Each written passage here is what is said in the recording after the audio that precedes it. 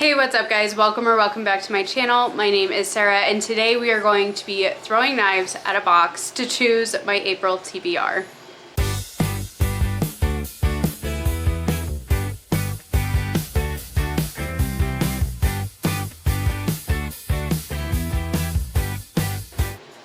So if you haven't been here before, I throw knives at a box that has prompts on it to choose prompts for me to choose books for my TBR.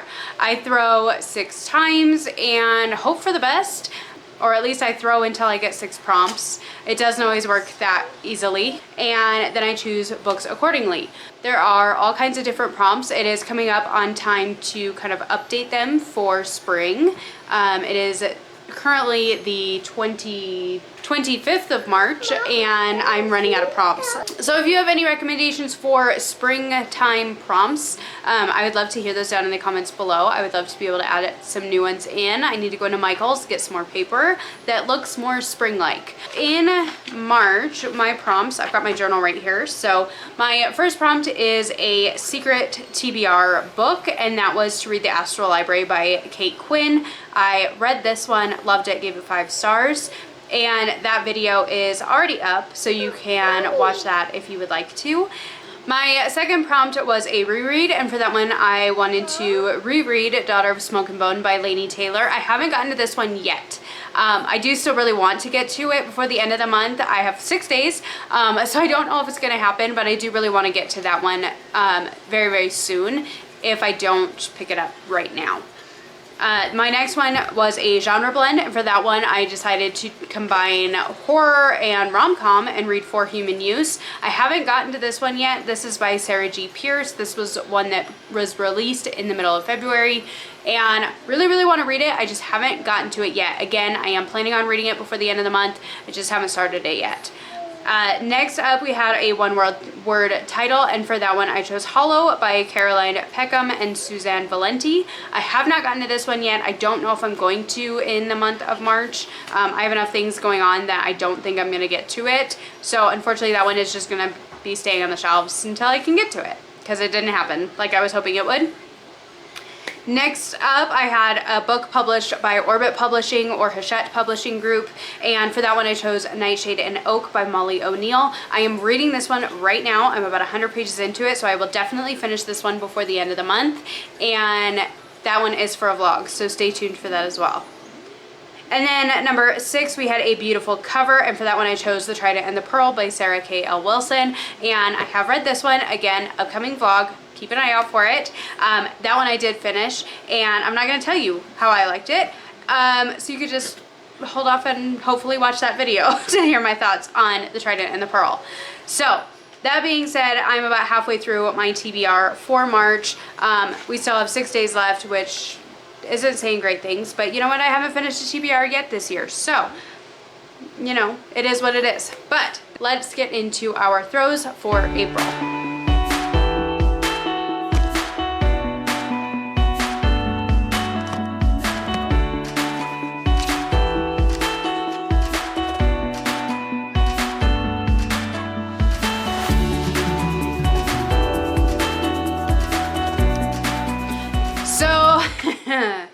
My very first throw, it did me dirty, because if you don't know, my #1 book of last year was Shield of Sparrows by Devney Perry, and of course on April 7th, Rights of the Starling comes out, which is book 2.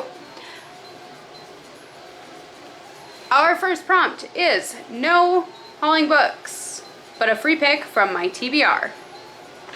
So I did cheat a little bit. So there are 2 books that are coming out in April that I'm really looking forward to, and that is, of course, Rights of the Starling, and then we also have Blood Singer, which is the second book to Firebird by Juliet Cross, and my husband was very kind, and I pre-ordered Rights of the Starling. So I'm getting that one anyways, but I'm not technically buying it in April. I'm cheating. I know I'm cheating, but I really want to buy that book. I really want to read that book. I want to get the pretty copy of it, and I want to read it soon. So, no hauling books. I'm not going to haul books in April. It just happens to be a pre-order. So if it shows up, then it shows up. I mean, we're just gonna be okay with it. And then of course, my sister has a book picked out for me for April for our monthly book exchange. I already sent her hers. She's already given me this one. I haven't opened it yet. So of course there's going to be a couple of books that I do actually end up having in April by pre-ordering Rights of the Starling and this one. But it's 2 books, and other than that, I'm not going to haul any other books. So I have to wait for anything else until May, which is really depressing, but you know.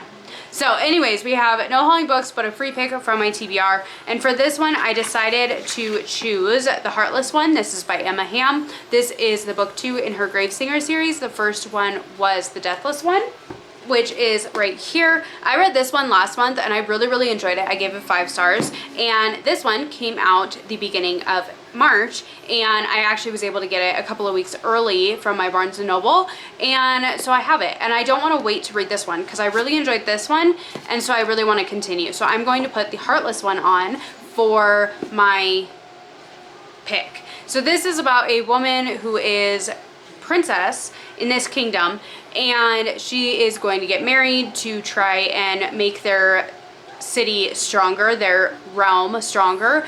And on her wedding day, her husband actually ends up murdering her and her entire family and throwing her off a cliff. And the Deathless One, which is the only or the last living god, he thinks, you know what, she really wants revenge and there's a connection here. So I'm gonna bring her back from the dead, and we're gonna take down the system, and we're gonna rule things together. And she's gonna give me a body back and stuff like that. So loved this one. I gave it 5 stars. Very excited to continue on in this series, and it's not very long, so I'm trying to kind of control myself here. This one read really quickly when I read it, so I'm really excited to read this one. So that is pick number 1.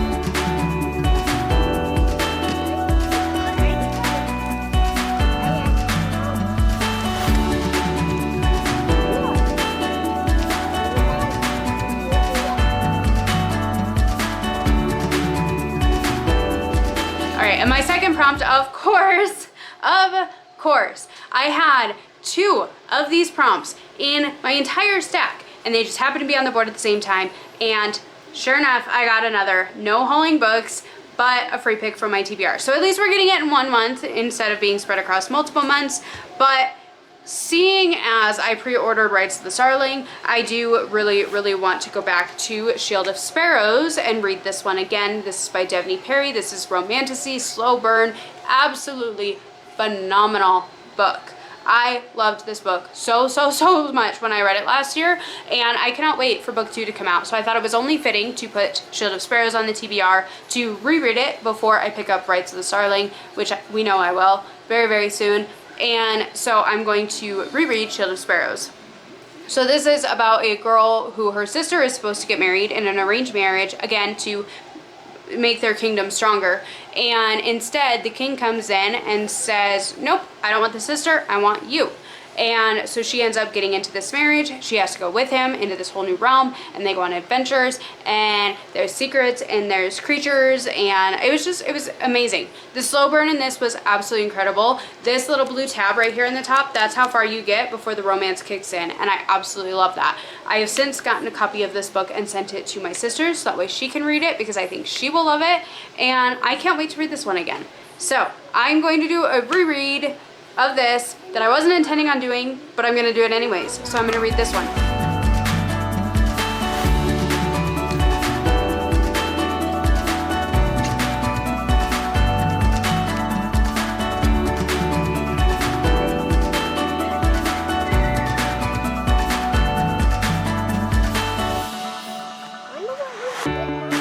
So the next prompt that I got is Amongst the Stars, and this one is that right side up? No, it's not.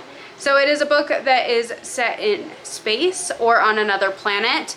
And for this one, I mean, I don't think it's going to be a huge shock to anybody, but I'm going to read Operation Bounce House. I'm fitting this in.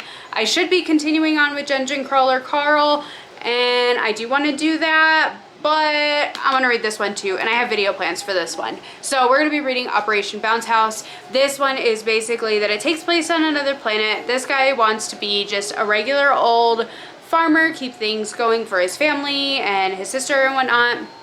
Right, his sister? Yeah, run the family ranch with his sister, play a gig or two with his band, keep the family's aging fleet of intelligent agriculture bots ticking as long as possible.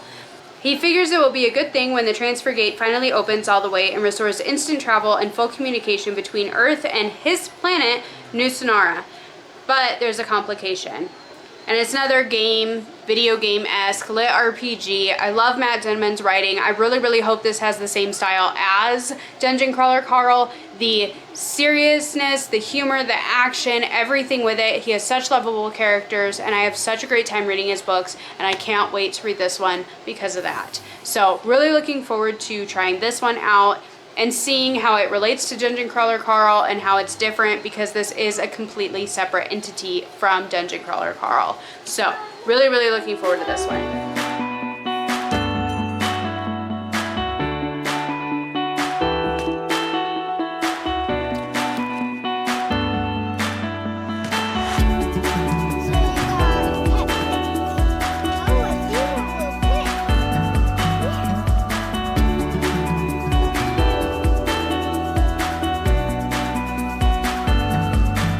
So the next prompt that I got is a pet pick, and I will insert this clip here.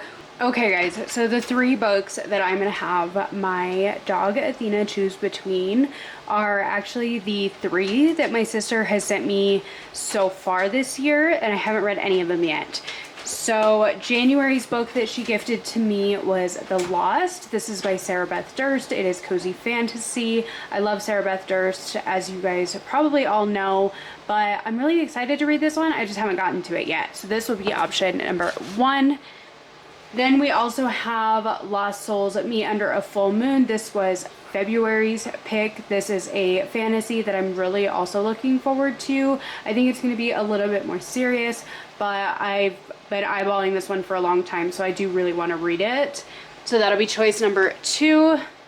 And then the last one, technically March, she sent me Tell Me What You Did by Carter Wilson, but I'm actually going to put on, this is like our running joke because we always use Christmas paper, but this is April's book that she sent to me that I haven't opened yet because it's not April 1st yet. So I don't know what this is. This is just going to be a surprise pick. If this is what Athena chooses, then that is what I will be reading. I have no clue what this is. Feels like it is a paperback, and it's, you know, none of these books are very big. So that will be option number 3. So we are going to put the treats out on them. Come here, dog. Athena.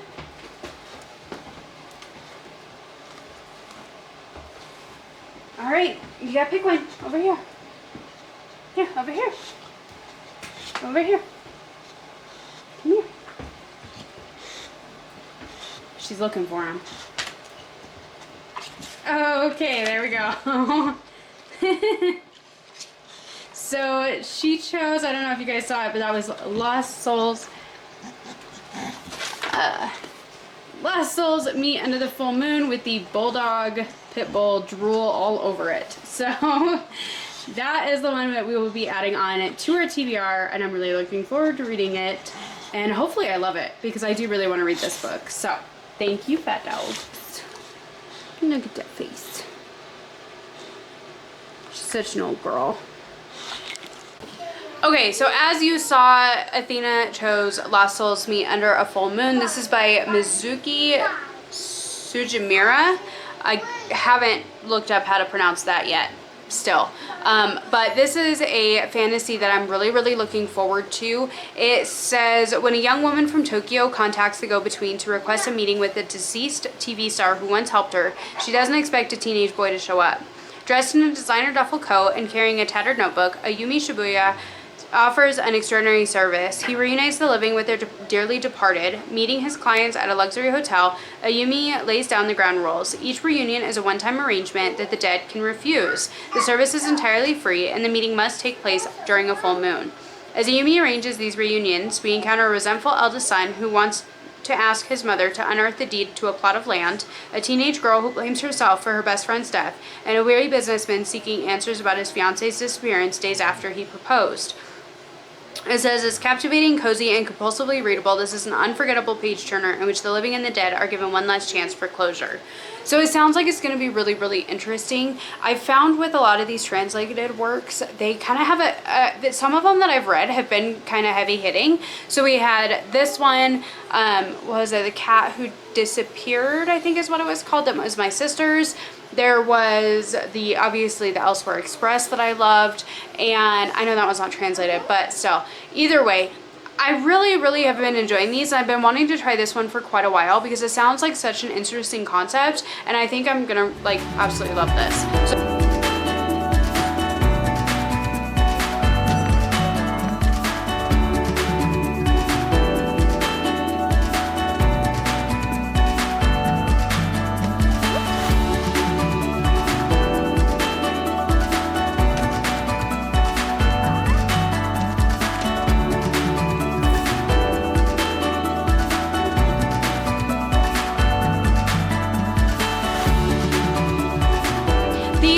that I got is 26 for 2026, and for this one I'm gonna go ahead and I'm gonna throw this one on here again because I still desperately want to and need to read it. My mom is finishing up the third book in this original series right now, and so I'm going to put on The Deepest Blue by Sarah Beth Durst. And this is in the same world as the Queens of Renthia series that I read last year. Absolutely love that series, love those books. And this is in the same world. It's not actually connected, it's just set in the same world, so we have different characters. It says, life is precious and precarious on the islands of Baleen. Besieged by a capricious ocean full of malicious spirits, the people of the island seek joy where they can. Mayara, one of the island's fearless oyster divers, has found happiness in love, but on the day of her wedding to the artist Kilo, a spirit-driven storm hits the island with deadly force. To save her loved ones, Mayara reveals a dangerous secret. She has the power to control the spirits. When the storm ends, she is taken into custody by the Queen's soldiers and imprisoned with other women like her. They vary in age and social status, but to many they are heroes who will aid the country or witches who will sacrifice themselves trying. No matter who they are, the women are sent to a terrifying place, an island filled with bloodthirsty nature spirits and left without food, water, shelter, or any tools except their own instincts and magic. Whoever survives the island of testing will be declared heirs to the Queen, but no matter if she wins or loses, Mayara knows that the life she dreamed of is gone.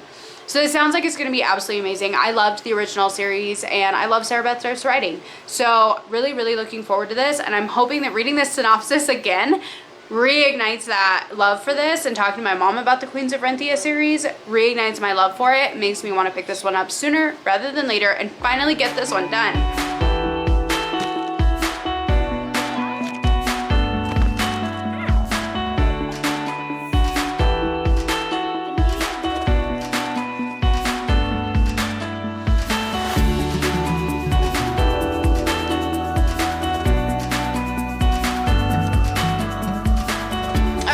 But not least, we once again got a genre blend. I love this prompt. I think it's really, really fun because there's so many different genre blends out there right now with fantasy romance. There's romance and horror. There's science fiction fantasy. There's historical fantasy, historical mystery. There's so many different things. And so the one that I'm going to go with this time, I'm going to go with a historical horror. This month I went for horror rom-com that I still need to read, but next month I'm going to go with a historical horror, and for that one I'm going to choose The Fervor by Alma Katsu. This is going to be the third book that I'm reading from her. I have read The Hunger and the Deep. Absolutely loved those books. They were 4.5 stars. Really, really enjoyed them. The way that she integrates the historical aspects and the horror aspects are amazing. She takes settings and stories and history that has so much truth, and there's already such a creepiness about it. The Hunger was about the Donner Party. The Deep was about the Titanic. The Fervor is 1944. It says as World War II rages on, a mysterious, deadly fervor spreads across America, transforming people into monstrous aggressors, each provoked into fits of unthinkable barbarity. It's a contagion that, according to Miko Briggs, might have dark, otherworldly underpinnings. But Miko and her daughter Aiko have been forced into an internment camp in Idaho, where the disease rapidly unfurls and nearly invisible demonic spiders seem to follow. More dangerous than the illness are the doctors who swarm the camps as a result, increasing their control on those captured and their violence towards them. When Aiko suddenly escapes, Miko must race against the clock to find her daughter and untangle the secrets behind the fervor before it catches her first. With a keen and prescient eye, acclaimed author Alma Katsu crafts a terrifying story about the danger of demonization, a mysterious contagion, and a deep excavation of how we decide who gets to be human when being human matters most. So I think this is going to be really, really interesting. It's obviously about the internment camps in America during the war, and I think it's going to be fantastic. So really looking forward to this one. All right, so that is it. These are the 6 books that I will be trying to get to in the month of April. I really hope I can get to all of these. I've got a couple of chunkers, but most of them aren't too bad. And honestly, Matt Dinneman and Devney Perry have both read really, really quickly for me in the past. And so I'm really, really excited about all these. Have you read any of these? Did you love them? Did you hate them? Are you looking forward to Rise of the Starling as much as I am? I would love to hear your thoughts down in the comments below. Thank you so much for being here, hanging out with me for a little bit, and I will see you in my next one. Bye!